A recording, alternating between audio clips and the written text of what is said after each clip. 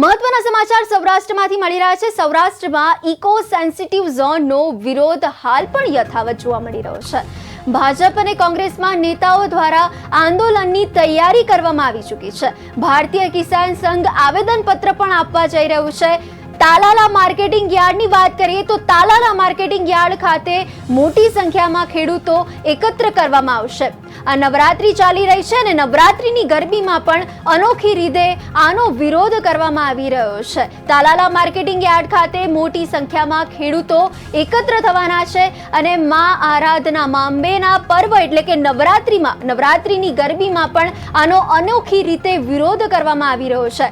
ભારતીય કિસાન સંઘ આવેદનપત્ર આપવા જઈ રહ્યું છે। ભાજપ અને કોંગ્રેસના નેતાઓ દ્વારા આંદોલનની તૈયારી પણ કરી દેવામાં આવી છે અને સૌરાષ્ટ્રની વાત કરીએ તો સૌરાષ્ટ્રમાં ઇકો સેન્સિટિવ ઝોનનો વિરોધ હાલ પણ યથાવત છે।